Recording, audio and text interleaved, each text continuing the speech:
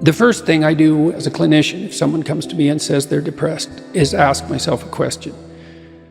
Well, what does this person mean by that? So I have to find out, because maybe they're not depressed, maybe they're hyper anxious, or maybe they're obsessional. There's various forms of powerful negative emotion, so they need to be differentiated. But then the next question you have to ask is, well, are you depressed, or do you have a terrible life? Or is it some combination of the two? So if you're depressed, as far as I can tell, you don't have a terrible life. You have friends, you have family, you have an intimate relationship, you have a job or a career, you're about as educated as you should be given your intelligence. Use your time outside of work wisely.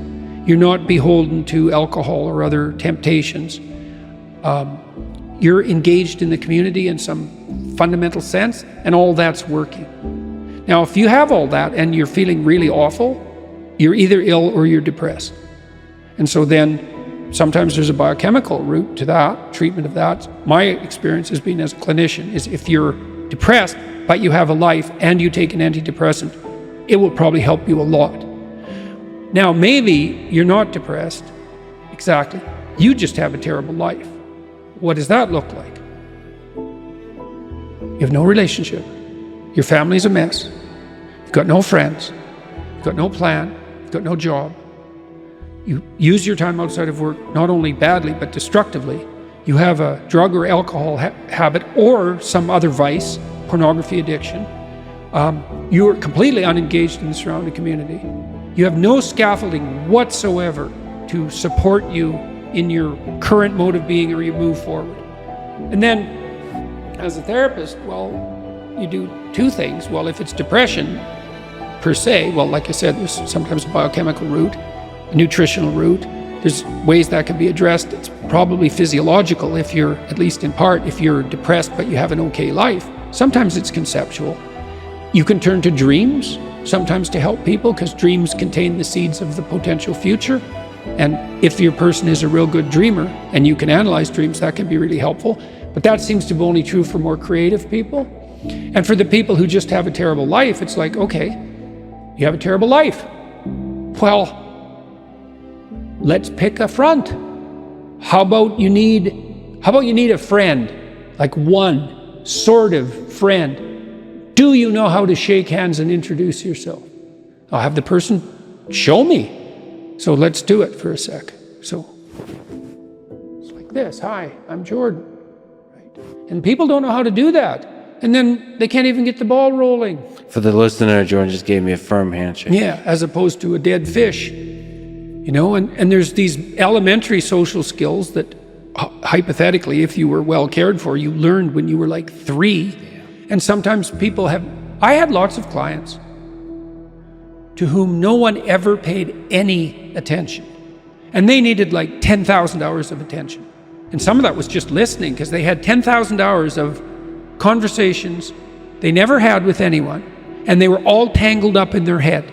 And they had to just, one client in particular, I worked with this person for 15 years, and what she wanted from me was for me just to shut the hell up for 50 minutes. It was very hard for me. And to just tell me what had happened to her. And then what happened at the end of the conversation, then I could discuss a bit with her. And then as we progressed through the years, the amount of time that we spent in discussion increased in proportion in the sessions, until by the time we stopped seeing each other, when my clinical practice collapsed,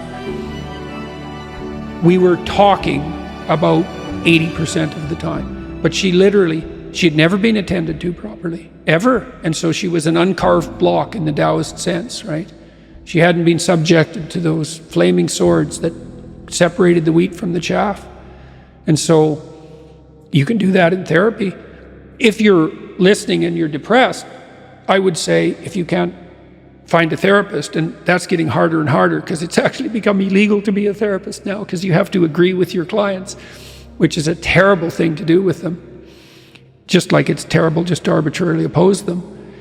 You could do the self-authoring program online, because it helps you write an autobiography. And so if you have memories that are more than 18 months old that bother you when you think them up, part of you is locked inside that. An undeveloped part of you is still trapped in that. That's a metaphorical way of thinking about it. That's why it still has emotional significance.